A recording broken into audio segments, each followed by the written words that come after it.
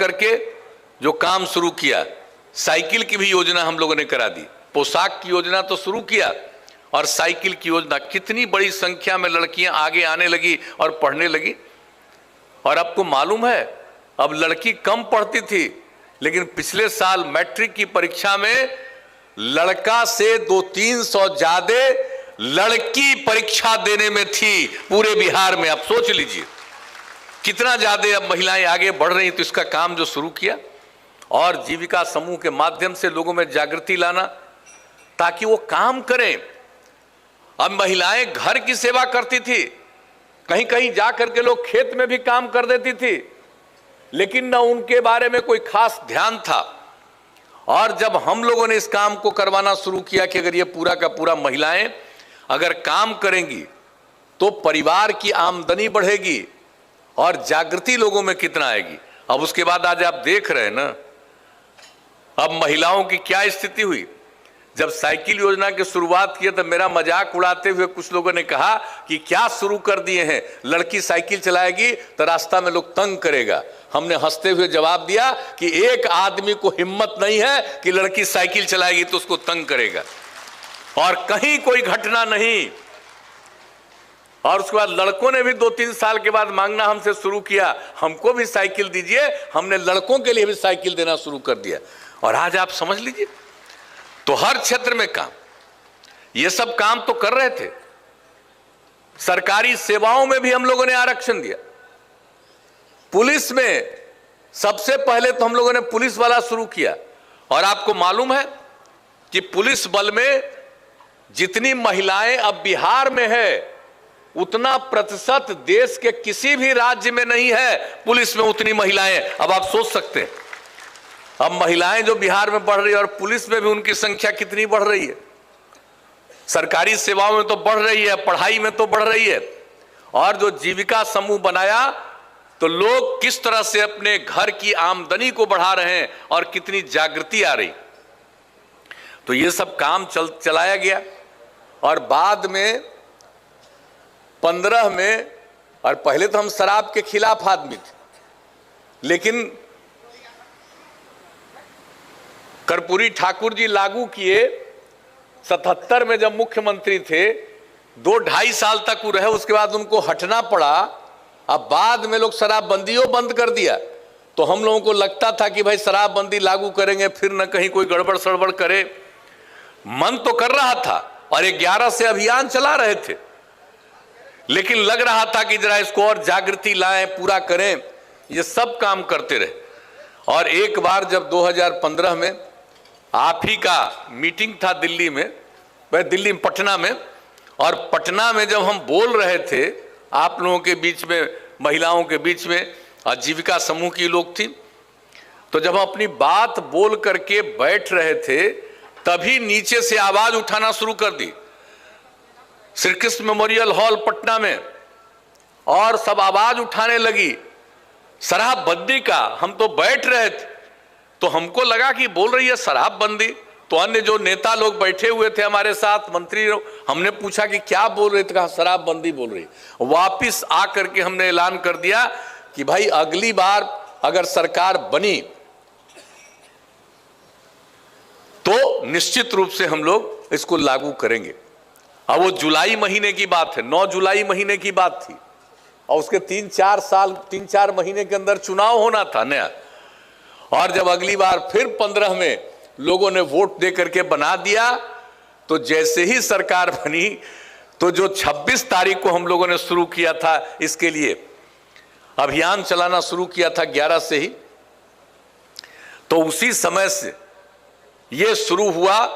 और लोगों की जो मांग थी तो वही 2016 में ही हम लोगों ने, तो 2015 में ही हम लोगों ने इसकी शुरुआत करा दी नवंबर महीने से, और पूरी जागृति आई। और उसके बाद 1 तारीख से 1 अप्रैल से हम लोगों ने इसको लागू किया।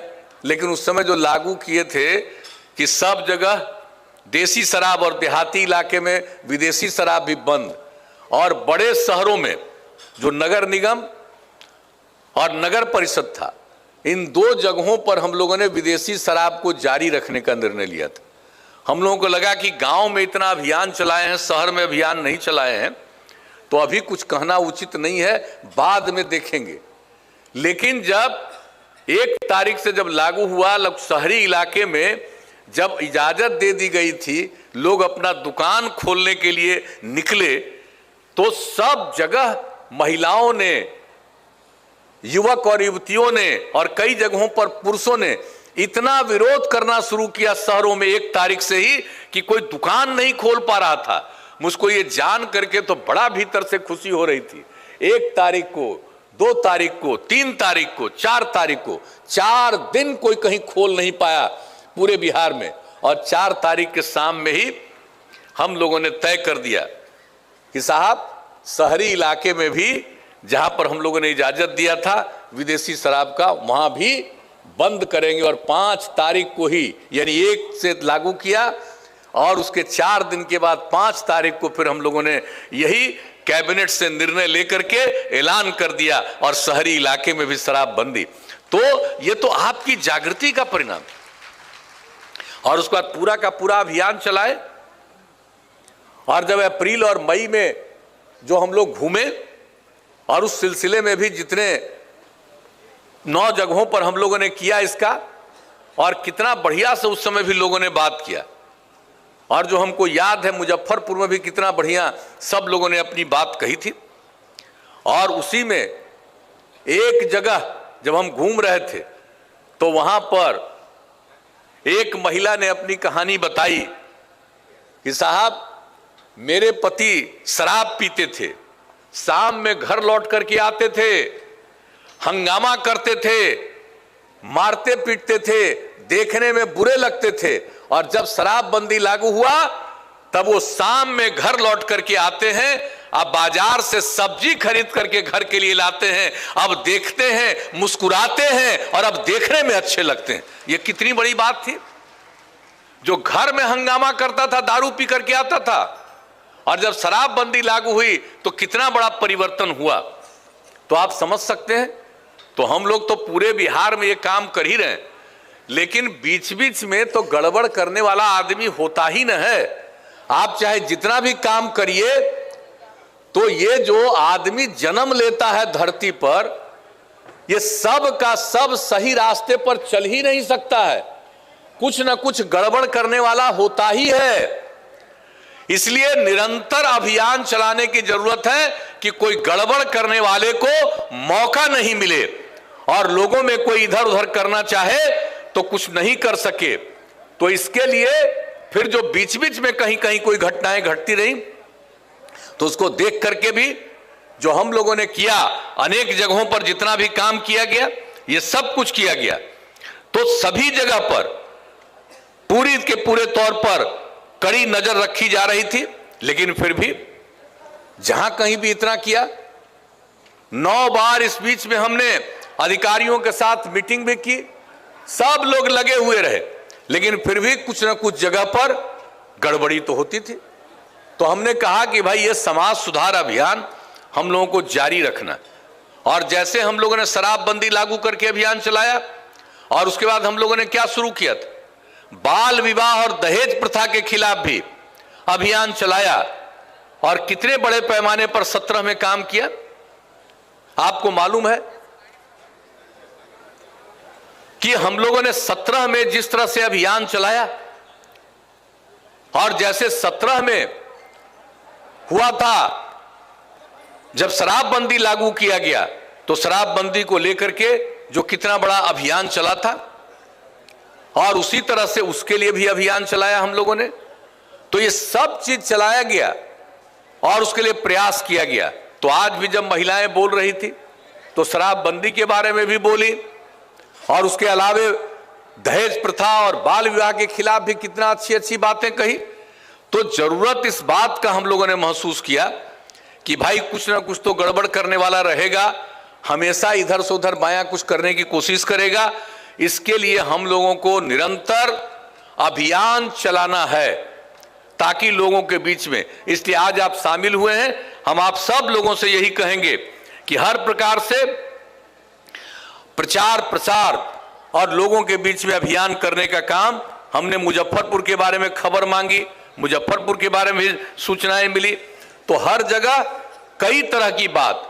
और आप जानते हैं इस बार जो अभियान शुरू कराया हम लोगों ने, उसके पहले 16 नवंबर को सरकार के सारे अधिकारियों के साथ हम लोगों ने जो मीटिंग की थी, समीक्षा की थी। और उसके बाद जो हम लोगों ने काम करना शुरू कराया, तो आप सबको मालूम है कितना ज्यादा अभियान चला है कि आप सोच लीजिए कि अभी 75,300 छापेमारी की गई, शराबबंदी से संबंधित 11,370 मामले दर्ज किए गए, 13,000 अभियुक्तों की गिरफ्तारी हुई, 1,89,000 लीटर देसी शराब, 3,24,000 लीटर विदेशी शराब जब्त की गई। शराब से जुड़े मामलों में 1,788 गाड़ियां जब्त की गई। कॉल सेंटर में जहां औसतन 70-80 कॉल प्रतिदिन आते थे, जो हम लोगों ने कॉल सेंटर में बनाया था कि अगर कहीं कोई गड़बड़ी मिले तो तत्काल आप सूचना करिए, आपका नाम नहीं हम लोग कोई उजागर करेगा, लेकिन उसके आधार पर जो भी जरूरी कार्रवाई है वो जरूरी कार्रवाई की जाएगी। तो ये काम जो किया गया, तो जहां पहले ये जो हम लोगों ने अभियान शुरू कराया उसके पहले जो 70-80 कॉल प्रतिदिन आते थे, अब 190 से लेकर के 200 कॉल प्रतिदिन आ रहे हैं। अरे आप लोग क्या कर रहे हैं भाई, ये क्या कर रहे हैं आप लोग? फोटो ये मीडिया वाले किधर जा रहे हैं? आप लोगों को समाज सुधार अभियान से नफरत है? अगर नफरत है तो यहां से चले जाइए बाहर। आप ये कौन सा काम कर रहे हैं? कौन क्या बोलता है बोलने दीजिए। हम तो आपको बता दिए कि समाज को नहीं जानते हैं। ये आदमी का जो स्वभाव है 100% ठीक हो सकता है, कभी 100% ठीक नहीं हो सकता। तो इसके लिए अभियान चलाना है, तो हम लोग तो इसी के लिए अभियान चला रहे हैं। तो कहां बीच में और लोग बात सुन रहे हैं, अब मेरे बीचे में जाकर के हो कर रहे हैं। तो आखिरकार ये पूरी की पूरी बात इन लोगों से करने आए हैं कम्युनिकेट। अगर किसी को समाज सुधार से मतलब नहीं है तो यहां पर आने की क्या जरूरत है? इसलिए जरा कृपा करके जो चीज चल रहा है, और आज आपने महिलाओं की बात नहीं सुनी, किस किस ढंग से महिलाओं में जागृति आ रही है। महिलाओं में जागृति आ रही है, और आप पुरुष हैं, आप में जागृति नहीं आएगी। खाली महिलाओं की जागृति के लिए हम अभियान चला रहे हैं कि पुरुषों में भी जागृति आनी चाहिए। इसलिए जरा इन सब बातों पर ध्यान रखिए। यह अलाउड है आप लोगों को देखने का, तो जरा गौर से देखिए, समझिए और सीखिए। अपनी बात कुछ कहनी हो मुझसे, हम निकलेंगे बाहर, निकल करके अपनी बात कह दीजिएगा, लेकिन अभी ध्यान दीजिए। और अगर कोई अपनी बात कहना भी चाहते हैं, मैं उनका स्वागत करूंगा, लेकिन जरा जो काम चल रहा है इस काम पर ध्यान दीजिए। अगर ध्यान दीजिएगा तभी आगे बढ़िएगा। अगर इन बातों पर ध्यान नहीं दीजिएगा तो आप भी अपने आप को बिल्कुल नष्ट करिएगा। यह हम आपको कह देना चाहते हैं। इसलिए इन सब बातों पर जरा गौर करिए। तो जो बातें हम कह रहे हैं, और जो हमने अभी आपको बताया कि एक एक चीज को लेकर के जो अभियान चलाया जा रहा है, तो हर प्रकार से हमने तो आज बता दिया कि जब अभियान की शुरुआत हुई और उसके बाद और जागृति बढ़ रही है। इसलिए हमने अपने साथियों से भी कहा है कि भाई हम तो अभियान की शुरुआत किए हैं, इसका मतलब ये नहीं है कि हम अगर 12 जगह पर जाएंगे तो बस वही अभियान है, बल्कि ये निरंतर इस अभियान को आगे जारी रखना है। और आप सब लोगों से ये हम आग्रह करने आए हैं कि भूलिएगा मत, जो आपका काम है, दायित्व है, वह तो करिएगा ही, लेकिन समाज सुधार के लिए यह जरूरी है कि लोगों में जागृति लाने के लिए निरंतर लगे रहिएगा। और आज तो मुझे खुशी हुई कि आपने इस बात को कहा कि भाई कहीं से भी खबर मिली कि कम उम्र में शादी कर रहा है, या कहीं के बारे में खबर मिली कि तिलक उसके लिए दहेज मांग रहा, तो आप लोगों ने कितना बढ़िया ढंग से उसका विरोध किया। इसी तरह से करते रहिए। और हम तो इस मामले में कहेंगे कि अगर कोई शादी ब्याह में अगर लेता है दहेज, तो जो दहेज ले उसका तो विरोध करिए ही, और कम से कम चाहे वो अपना रिश्तेदार भी क्यों ना हो, उसके कार्यक्रम में नहीं शामिल होइएगा। और जब नहीं शामिल होंगे तो निश्चित रूप से लोगों को लगेगा कि अगर लेंगे हम तो निश्चित रूप से लोगों का विरोध होगा। तो इसलिए इस काम को भी साथ साथ जारी रखना। और बाल विवाह तो नहीं होना चाहिए। आज भी बाल विवाह होता है और बाल विवाह के शिकार कितने लोग होते हैं। तो इसलिए इन सब बातों पर ध्यान देना कि बच्चों का कोई शादी इस तरह से नहीं करे, उसके चलते कितने तरह की परेशानी बढ़ती है, इस सब को मालूम है। इसलिए इस अभियान का अंग है और एक एक बात लिखा जा रहा है और हर चीज को किस तरह से बाल विवाह से कितना नुकसान होने वाला है